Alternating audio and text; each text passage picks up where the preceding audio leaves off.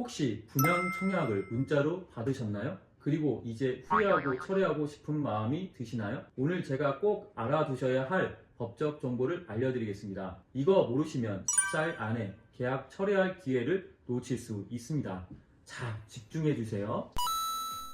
안녕하세요. 법률사무소 정금의 부동산 전문 변호사 박순배 변호사입니다. 오늘은 요즘 많은 분들이 문자나 RM톡으로 분양 청약 권유를 받는 경우가 많은데 이게 정말로 전화 권유 판매로 인정될 수 있는지 그에 따라 계약 철회가 가능한지 알아보려고 합니다. 자, 그러면 하나씩 살펴볼까요? 우선 핵심 쟁점을 두 가지로 나눌 수 있습니다. 첫째, 문자 메시지와 같은 비대면 권유 방식도 전화 권유 판매로 인정될 수 있는가 하는 것입니다. 만약 인정된다면 계약일로부터 14일 이내에 소비자가 계약을 철회할 수 있는 권리가 생기게 됩니다. 둘째는 문자 메시지가 전화와 동일하게 소비자에게 심리적 압박을 가해 응답을 유도하는 수단으로 볼 수 있는지입니다.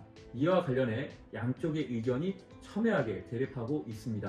한쪽에서는 문자 메시지가 단순 정보 전달이 아닌 청약을 유도하는 방식으로 사용되었다며 전화 권유 판매의 일환으로 인정해야 한다고 주장합니다. 반면 문자 메시지가 음성 통화와는 달리 소비자가 부담 없이 읽을 수 있고 상대적으로 압박감이 적기 때문에 전화 권유 판매로 보기 어렵다는 의견도 있습니다. 이런 논란이 법정에서도 다뤄지고 있는 상황입니다. 실제 사건을 예로 들어 보겠습니다. 이 사건에서는 원고는 분양 대행사로부터 문자 메시지를 통해 청약을 권유받았습니다. 긍정적인 반응을 보인 원고는 가계약금 1,000만 원을 송금했고 이후 모델하우스를 방문해 피고 측과 정식으로 계약을 체결하며 나머지 계약금 7,174만 5,900원을 추가로 지급했습니다. 그러나 계약을 체결한 후 원고는 계약 내용을 재고할 필요가 있다고 판단하여 분양 대행사에 청약 철회를 요청했지만 거절당했습니다. 그래서 원고는 전화 권유 판매에 해당한다고 주장하며 법적 구제를 모색하게 되었습니다. 반문판매법 제2조에 따르면 전화 권유 판매는 전화를 사용하여 소비자의 응답을 유도하고 대화를 함으로써 청약을 유인하여 어떠한 장소에서 만나 청약을 받거나 계약을 체결하는 경우를 포함한다고 규정하고 있습니다. 이번 사건에서 법원은